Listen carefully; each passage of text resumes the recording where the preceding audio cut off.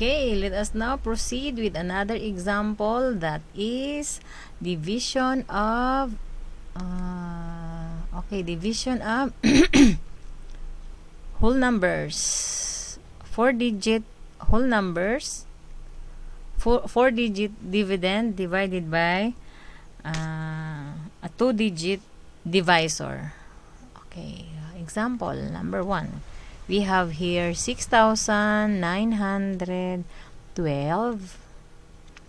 divided by a divisor which is 27.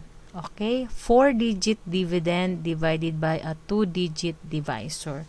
So 6 divided by 27 cannot be. So put a 0 here. 69 divided by 27 equals 2.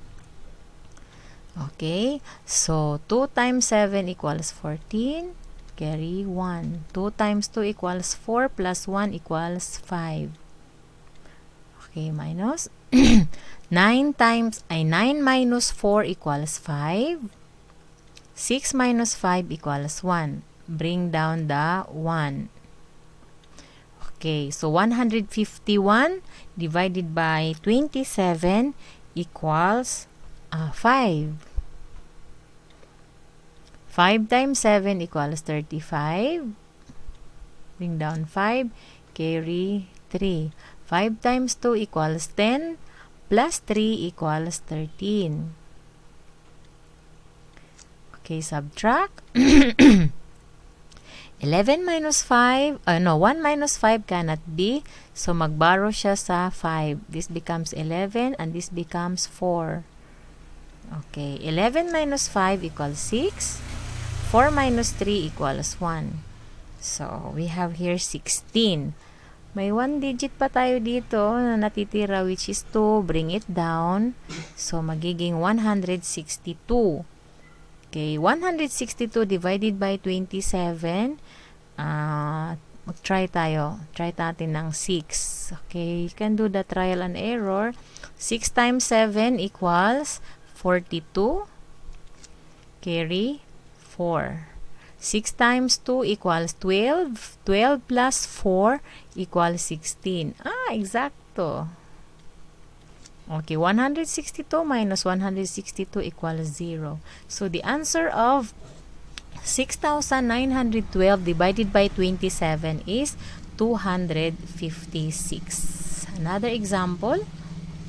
Okay, another example. We have here, let's say, 8,064 divided by, let's say, 21. Okay, 8,664 divided by 21. 8 divided by 21 cannot be. 0 yan.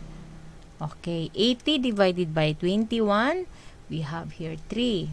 No, 3. Okay, so 3 times 1 equals 3. 3 times 2 equals 6. Minus tayo, ima-minus natin yan. So, this becomes 10. Kasi 0 minus 3 cannot be. Magborrow dito, this becomes 7. Okay. So, 10 minus 3 equals 7. 7 minus 6 equals 1. Bring down 6. Okay, 176 na siya. 176 divided by 21. Try natin ang 8. 8 times 1 equals 8. 8 times 2 equals 16. Okay, minus natin ulit. 8 minus 6 cannot be. Magbaborrow tayo sa 7 na katabi. This becomes 16. This becomes 6. 16 minus 8 equals 8. May isa pa, which is 4. Bring it down. So, magiging 84 na siya. 84 divided by 21 is, try natin ang 4. 4 times 1 equals 4. 4 times 2 equals 8. Ayan, exacto. Okay, 84 minus 84 equals 0. So, our answer for 8,064 divided by 21 is 384. So, next example. Another example for that. Let me see, 4,800, let's say 4,835. divided by, let's say, divided by 32. Try natin. Okay, so 4-digit divided by 2-digit divisor. 4 divided by 32 again, cannot be. Oh, 0 yan. So, move to the right. 48 divided by 48 divided by 32 is 1. Okay, that is 32. Okay, so 8 minus 2 equals 6. 4 minus 3 equals 1. Bring down the 3 here. Okay, 163. 163 divided by 32. Try natin ang 5. Okay, 5 times 2 equals 10. Carry 1. 5 times 3 equals 15. 15 plus 1 equals 16. Ayan, sakto. 5 pala. Okay, and then 3 minus 0 equals 3. This is already 0. This is already 0. So, bring down the 5. Bring down 5 here. So, we have 35. 35 divided by 32 equals 1. 1 times 32 equals 32. 35 minus 32 equals 3. So, wala na tayong i-bring down. Ito ay ating remainder. So, the answer for number 3 is 151, remainder 3. So, this is our answer for number 3.